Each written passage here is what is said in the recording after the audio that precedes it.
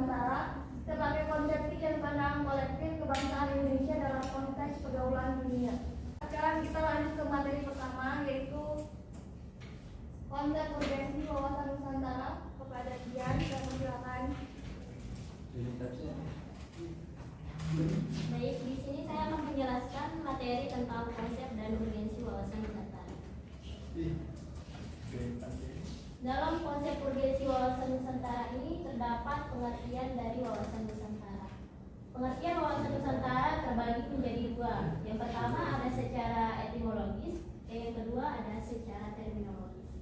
Secara etimologis, wawasan Nusantara dipecah menjadi dua kata, yaitu kata wawasan dan kata Nusantara. Kata wawasan berasal dari kata wawas yang artinya pandangan. Sedangkan kata Nusantara diambil dari dua kata, yaitu kata nusa dan kata antara. Kata nusa yaitu artinya pulau, sedangkan antara artinya berada di tengah-tengah. Jadi bisa kita simpulkan, Nusantara itu adalah gugusan pulau yang diapit atau berada di tengah-tengah antara dua benua dan dua samudra. Yang kedua ada pengertian wawasan Nusantara secara terminologis.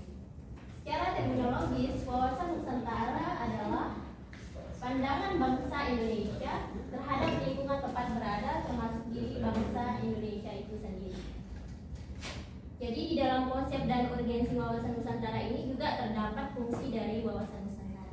Fungsi dari wawasan Nusantara secara umumnya itu berfungsi sebagai pedoman, motivasi, dorongan, serta rambu-rambu dalam menentukan segala kebijaksanaan, keputusan, tindakan, dan perbuatan bagi penyelenggaraan negara di pusat maupun di daerah.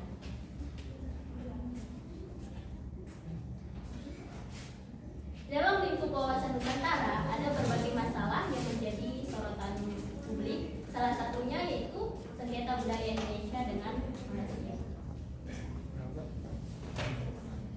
Pada akhir 2012 muncul permasalahan soal kali Tortor dan Musibur dan Sabilan. Sementara tahun 2008 ada kontroversi klaim Malaysia yang mengatakan batik adalah milik mereka. Salah seorang analisis politik yang bernama Dr. Paris Moore yang mengatakan memang batik berasal dari Jawa, tapi menurut sejarahnya batik kemudian menyebar di seluruh Asia Tenggara mengambil batik Indonesia. Nah, batik Indonesia ini merupakan sumbangan Indonesia kepada dunia. Jadi itu merupakan pengakuan cerdas budaya orang Jawa. Ya.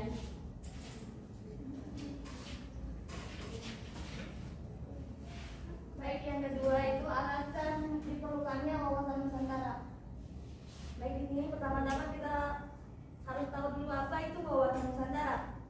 Wawasan Nusantara itu merupakan wawasan nasional atau national outlook bangsa Indonesia yang atau dapat disingkat Wasantara. Wawasan nasional itu merupakan cara pandang bangsa terhadap diri dan lingkungan tempat hidup bangsa yang bersangkutan. Cara bangsa memandang diri dan lingkungannya tersebut sangat mempengaruhi keberhasilan dan keberlangsungan bangsa itu menurut tujuannya. Bagi bangsa Indonesia, wawasan Nusantara itu telah menjadi cara pandang dan sekaligus konsepsi berbangsa dan bernegara yang menjadi landasan visional bangsa Indonesia. Konsepsi wawasan Nusantara telah dicantumkan melalui Deklarasi Juanda tahun 1957 sampai sekarang mengalami dinamika yang terus tumbuh dalam praktek kehidupan bernegara. Nah, setelah kita tahu wawasan Nusantara itu, tumbuhlah pertanyaan, mengapa sih diperlukannya wawasan Nusantara? Karena wawasan Nusantara itu menjadi pedoman untuk mewujudkan tujuan nasional. Wawasan Nusantara itu menjadi salah satu konsep yang sangat dipertimbangkan.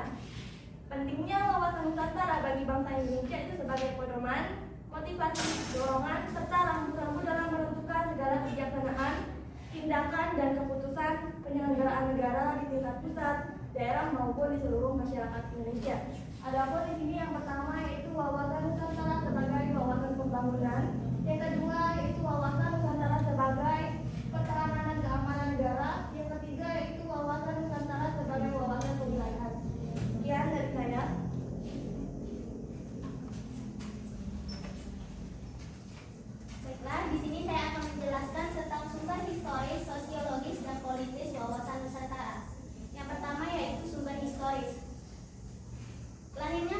aksi Wawasan Nusantara bermula dari Perdana Menteri Juanda yang pada tanggal 13 Desember 1957 mengeluarkan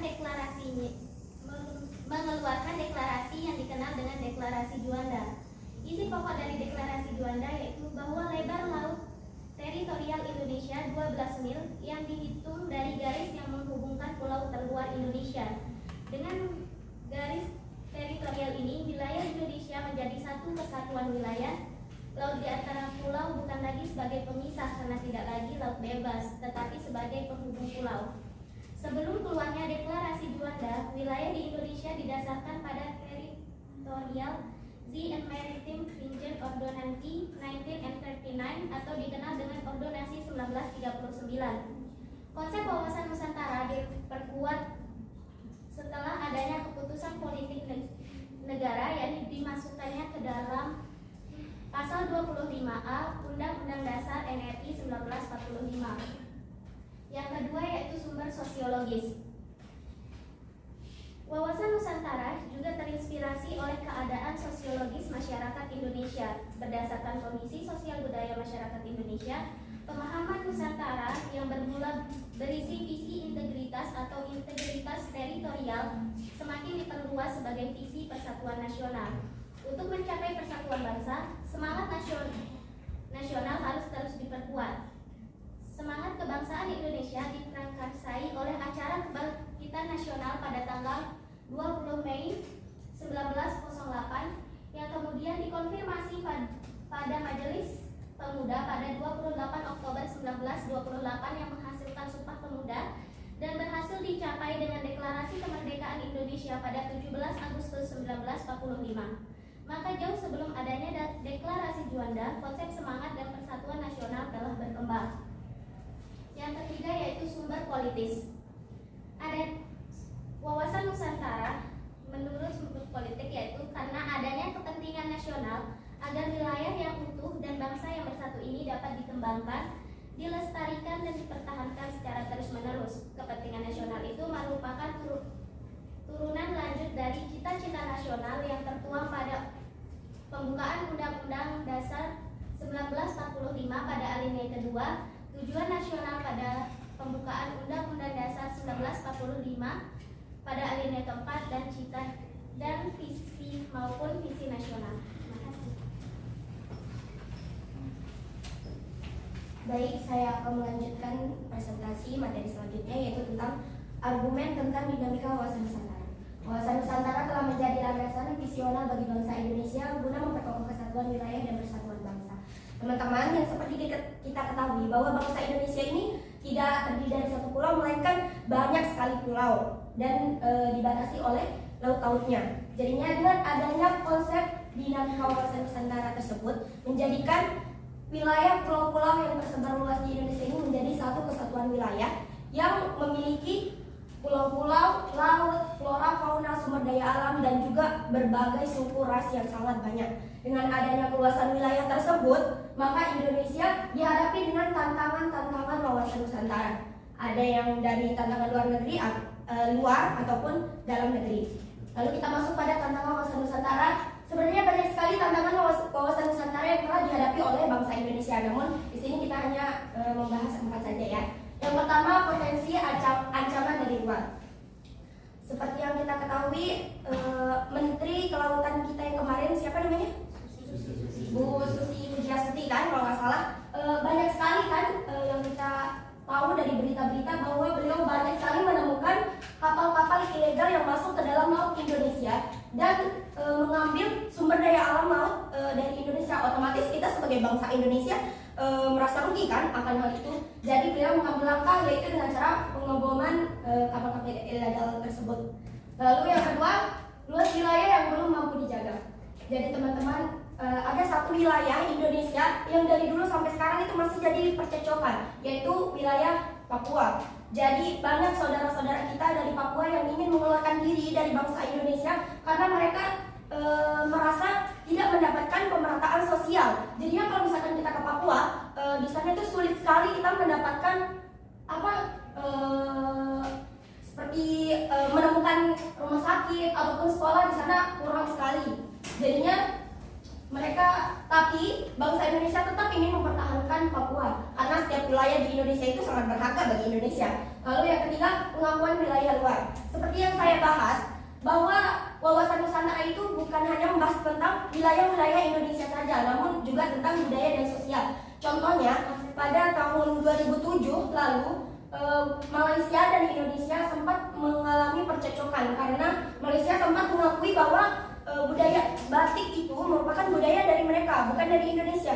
Lalu saat pameran iklan, suatu saat pameran iklan, Malaysia menampilkan tarian Bali tanpa sepengetahuan Indonesia. Pada saat itu Indonesia sempat ingin melaporkan kepada pihak PBB, namun pada saat perundingan Malaysia mengakui salah dan meminta maaf kepada Indonesia. Jadinya masalahnya selesai. Lalu yang keempat, belum mampu mengolah sumber daya alam. Jadi ada nih seperti yang kita ketahui ya. Tahu nggak kalau misalkan Indonesia itu termasuk negara pemasok emas terbanyak di dunia nomor 2. Tapi menurut kalian kenapa sih kita nggak kaya-kaya padahal emas loh kita sumbangin ke dunia kan? Tapi kenapa gitu? Jadinya di Papua itu ada namanya PT Freeport Indonesia. Walaupun namanya PT Freeport Indonesia, tapi itu bukan kepunyaan Indonesia, tapi itu kepunyaan milik Amerika. Jadinya walaupun kita mempunyai sumber daya alam yang melimpah, tapi tidak bisa mengolah atau tidak mempunyai alat untuk mengolahnya, jadinya percuma saja kita jadi bambunya Amerika jadinya. Nah, lalu kita masuk pada esensi dan urgensi wawasan Nusantara. Yang pertama, perwujudan Kepulauan Nusantara sebagai satu kesatuan politik. Jadi kita sebagai warga negara Indonesia, hal yang mampu membantu dalam perwujudan Kepulauan Nusantara sebagai satu kesatuan politik. Kita sebagai warga negara harus menaati segala aturan di dalam negara ini untuk mencapai kedaulatan yang tinggi dan mencapai kesatuan politik. Lalu yang kedua, perwujudan Kepulauan Nusantara sebagai satu kesatuan ekonomi. Dengan maksud ini, kita harus saling bekerja sama, bekerja keras, saling membantu untuk mencapai satu kesatuan ekonomi untuk perkembangan negara. Jadi salah satu faktor agar negara itu dikatakan maju harus memiliki tingkat ekonomi yang tinggi. Jadinya kita harus bekerja sama untuk mencapai kesatuan ekonomi untuk meningkatkan nilai ekonomi negara kita. Lalu yang ketiga, perwujudan Kepulauan Nusantara sebagai satu kesatuan sosial budaya. Seperti yang kita ketahui bahwa bangsa Indonesia ini tidak terdiri dari satu suku, satu bahasa, satu agama, tapi banyak sekali. Jadinya dengan cara kita mencapai kesatuan sosial budaya harus saling bertoleransi, bekerja sama, saling menghormati. Lalu yang keempat, perwujudan Kepulauan Nusantara sebagai satu kesatuan pertahanan dan keamanan. Seperti yang kita ketahui bahwa ada juga undang-undang yang mengatakan bahwa kita sebagai warga negara mempunyai hak dan kewajiban ikut serta dalam pertahanan dan keamanan negara.